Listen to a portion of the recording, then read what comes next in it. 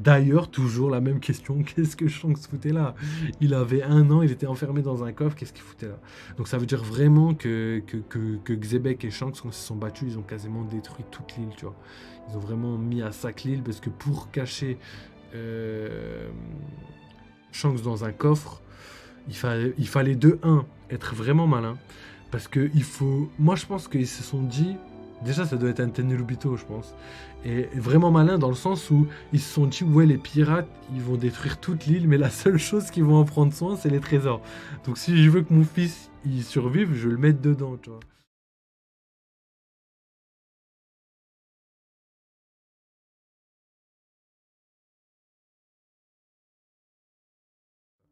Ensuite, ils ont théorisé comme quoi le trésor de Wano ce serait l'œuf et que l'œuf serait l'œuf de Shirahoshi.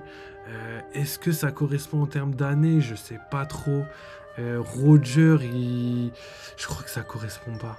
Je crois que ça correspond pas à cause d'un fait simple, c'est que Roger, il est mort des années. Après, ouais, ça se peut qu'il ait donné l'œuf avant, mais il est mort bien avant que Shirahoshi naisse. Donc peut-être qu'il est parti à l'île des Impoissons, qu'il ait donné l'œuf, mais je sais pas du tout. Et il y a un truc qui est pas cohérent, c'est que pour passer de la première partie de Grand Line à, euh, au Nouveau Monde et pour faire effectuer, Roger a dû sortir de Grand Line et recommencer Grand Line du début pour pouvoir aller jusqu'à Loftel. Et le délire, c'est qu'il me semble qu'il avait déjà l'œuf et qu'il est passé par l'île des hommes poissons et ce serait pour moi débile de ne pas avoir donné l'œuf aux hommes poissons. Après, peut-être qu'il n'était pas au courant. Peut-être qu'il n'était pas au courant que c'était Shirahoshi. Du coup, il n'a pas posé l'œuf à l'île des hommes poissons, il l'a gardé. Il est parti à Loftel, il a appris que c'était Poséidon, il est redescendu et il l'a donné à Shirahoshi. Donc j'ai pas d'argument qui invalide parfaitement cette théorie, mais j'y crois vraiment à même pas 10%. Tu vois. Je me dis, je la garde dans un coin de ma tête, je me dis peut-être ça va le faire, mais actuellement, au vu des faits actuels, il n'y a rien de factuel qui confirme cette théorie. Tu vois. S'il y avait un doute énorme, j'aurais dit oui, mais j'ai du mal. œuf, c'est peut-être l'œuf, tu vois. Ça, je veux bien y croire que l'œuf, ce soit le trésor de la ruche, mais que l'œuf contienne à l'intérieur Shirahoshi et que Shirahoshi elle-même est transitée avec Roger et qu'après Roger ait décidé de le donner à l'île des hommes poissons, etc., etc. Possible, possible, possible, impossible, j'en sais rien, mais c'est pas ce que je veux privilégier pour l'instant.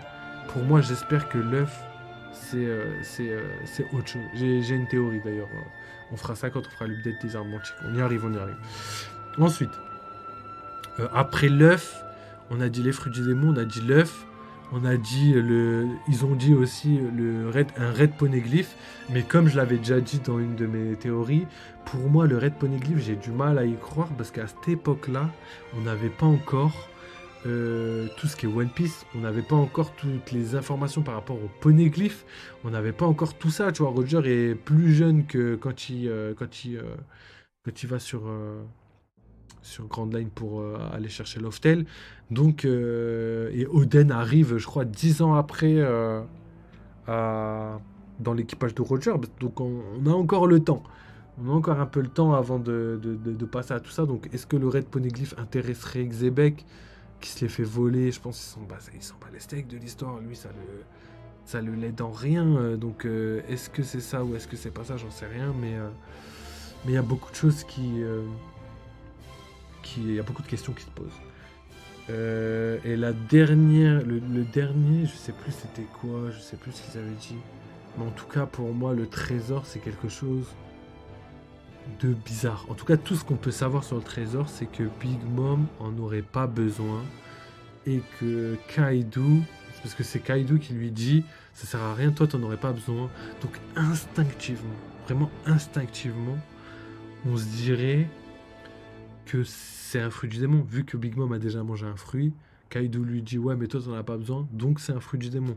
Bon après ça se peut que ce soit hyper simple, que Oda nous trompe pas et tout, mais je sais pas, en ce moment Oda il a un don pour tout le temps nous mener en bateau. Et je pense qu'il le fait exprès, il en profite au max. Il sait que son œuvre est bientôt finie et qu'il va bientôt plus pouvoir faire ça. Donc il saisit pour moi toutes les occasions possibles pour pouvoir nous tromper. Et ça marche hyper bien. Parce qu'il nous a trompé sur God Valley, il nous a trompé sur Xebec aussi récemment. On pensait que Xebec était venu pour détruire les Tenryubito et sauver les esclaves. Et que Roger était là pour défendre les Tenryubito avec Garp, mais c'est pas du tout comme ça que c'est passé.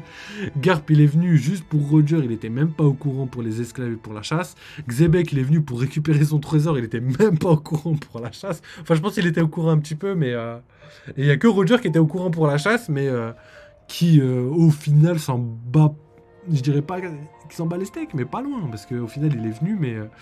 il s'est plus occupé de Xebec et au final les Tenryubito s'en sont sortis et il était plutôt de leur côté, donc le fait qu'ils soient de leur côté c'est un peu bizarre, tu vois. Après je pense que Roger il voulait juste pas que Xebec tue les Tenryubito et je pense qu'il y a une raison valable, c'est pour ça d'ailleurs qu'il lui dit attends parce qu'il y a quelque chose, tu vois. Attends avant de faire n'importe quoi Xebec, il faut que je te dise quelque chose, et il a rien dit, donc on n'a pas l'information, on n'a rien du tout, mais on avance petit à petit dans le manga. Donc voilà pour le côté Rox, pour le côté trésor de la ruche. Énormément de questions, très peu de réponses. Comme à son habitude, Oda nous mène en bateau.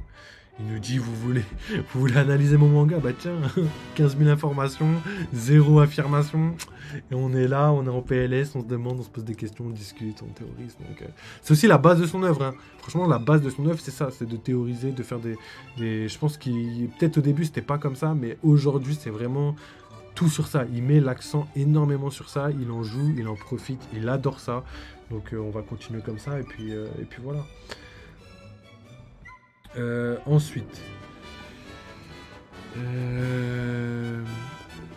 on a parlé donc des Rocks, on va parler de Roger. Donc Roger, la seule information qu'on a, c'est qu'il est venu suite à l'appel radio de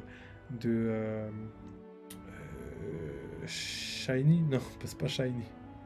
Je l'ai appelé Shiny. Ginny, pardon. Mention spéciale pour Ginny, légendaire. Franchement, elle est colossale. Elle a une importance dans l'arc God Valley qui est légendaire. Elle arrive à trafiquer les escargophones, à envoyer des messages. Elle a compris toutes les informations qu'il y avait par rapport aux fruits du démon. Légendaire. Franchement, hyper forte, Ginny. Je rêve qu'elle soit encore en vie, mais non. Du coup, Roger... il n'a pas fait grand chose dans le chapitre. On l'a vu juste avec son équipage. On sait juste qu'il y a des personnages d'équipage de Roger qui sont là. Donc encore une liste qui grandit. Il y a vraiment énormément de personnes dans l'équipage de Roger. Ça c'est ouf. Ça c'est vraiment ouf. Je suis vraiment choqué. On en a découvert. On en découvre encore. On sait qu'il y avait Boulette, on sait qu'il y avait plein de personnages, donc moi je trouve ça ouf qu'il y ait plein de personnages dans l'équipage de Roger et qu'on les connaisse toujours pas, que Oda se démène pour les cacher, pour garder un petit peu la symbolique autour d'eux, et je trouve ça bien. Donc on continue. Roger, je pense qu'il n'y a rien d'autre à dire à part que peut-être il va récupérer le trésor... c'est possible, mais peut-être qu'ils voulaient le récupérer, comme ils ont dit le Mont Corvo. Peut-être qu'ils voulaient récupérer le trésor de la ruche, mais qu'au final, il n'a pas récupéré le bon trésor. Et le trésor qu'il a récupéré, c'est le trésor où on découvre Shanks à l'intérieur. D'ailleurs, toujours la même question, qu'est-ce que Shanks foutait là? Il avait 1 an, il était enfermé dans un coffre, qu'est-ce qu'il foutait là? Donc ça veut dire vraiment que Xebec et Shanks, quand ils se sont battus, ils ont quasiment détruit toute l'île, tu vois. Ils ont vraiment mis à sac l'île, parce que pour cacher... Shanks dans un coffre, il fallait de 1 être vraiment malin, parce que moi je pense qu'ils se sont dit, déjà ça doit être un Tenryubito je pense, et vraiment malin dans le sens où ils se sont dit ouais les pirates ils vont détruire toute l'île, mais la seule chose qu'ils vont en prendre soin c'est les trésors, donc si je veux que mon fils il survive, je vais le mettre dedans, tu vois, comme ça ils y toucheront pas, et au final Shanks a réussi à survivre, donc hyper bien, mais en même temps, je me dis toujours qu'est-ce qu'il faisait là, tu vois. Quand on voit la chasse, comment elle se déroule, quand on voit comment Garling est, Il a pas l'air d'être un papa en mode je veux que mon gosse soit là, tu vois. Il a plutôt l'air d'être d'un guerrier sanguinaire qui s'en bat un peu les steaks de tout ce qui se passe, tu vois. Après, à voir, tu vois. Et je sens que ça a 1 an, ouais, donc même peut-être moins d'1 an, je sais pas, mais en tout cas, il est né l'année juste avant, donc à voir. Je sens que toujours là, le mystère, donc Oda est très très fort pour maintenir ces mystères pendant des années. Je pense même pas que ce soit un truc vraiment important de ouf, mais juste le fait de savoir qu'il est là à God Valley, qu'on sait pas pourquoi il est là, je trouve ça ouf. Moi, je trouve ça fou. Euh, donc voilà pour Roger. Est-ce que je dois ajouter quelque chose pour Roger? Non, je pense qu'on a fait le tour, hein. Donc on a parlé des rocks, on a parlé du trésor, on a parlé donc maintenant de Roger. On va essayer d'attaquer la suite. Euh, on n'a pas parlé du passé de Kuma. Je pense qu'on va pas s'attarder longtemps sur le passé de Kuma. Donc on a compris que c'était quelqu'un de très important en termes de race, hein. Ça se peut que Nika lui-même, enfin Joy Boy en tout cas, Nika je sais pas, mais en tout cas Joy Boy sûr. Je sais pas si c'est la même personne. Donc pour l'instant je les dissocie jusqu'à ce que on ait l'information. Mais Joy Boy a énormément de chance d'être boucanier. Parce qu'on en a parlé, enfin on en a parlé dans les autres vidéos par rapport à l'histoire des boucaniers dans la vraie vie, qui serait à l'origine des pirates, que les boucaniers avaient des croyances dans la vraie vie, qui seraient des croyances en rapport avec un guerrier de la forêt, qui peuvent se démembrer avec un corps un peu de caoutchouc, un peu à la manière de Luffy. Donc il y a un monde où Joy Boy était boucanier et justement ça expliquerait pourquoi Luffy veut tout le temps devenir géant, veut tout le temps faire gonfler ses poings, etc., etc. Il y aurait un parallèle. Et Nika aussi, c'est vraiment l'archétype de les cheveux, la manière dont les cheveux sont un peu en feu, un peu dessinés en nuage, c'est exactement la même que la divinité dans les légendes des boucaniers. Donc il y a plein de rapports qui fait que Nika, l'inspiration de Nika viendrait des boucaniers. Donc il y a beaucoup de rapports. Ensuite, Kuma, on a vu des flashbacks énormes par rapport, on en a parlé juste avant, par rapport à Ivankov, etc. La maîtrise totale que Oda a par rapport à son œuvre, c'est juste légendaire. Franchement, c'est juste colossal. Là, ce qu'il fait, c'est vraiment une masterclass. Ce chapitre-là, je pense qu'il a dû mettre un temps monstre à le faire parce qu'il y a énormément d'informations, vous vous rendez pas compte. Franchement, je crois qu'en un chapitre, il peut y avoir, je sais pas, des informations qu'il met par exemple dans, je sais pas moi, 20 chapitres, facile. Dans 20 chapitres, tu peux lire 20 chapitres sur Egghead, tu n'auras pas autant d'informations que là dans ce chapitre-là parce que Oda a vraiment condensé énormément de choses, c'est le passé, ça révèle des trucs, il y a des parallèles par rapport au présent, etc., etc. Donc c'est vraiment ouf.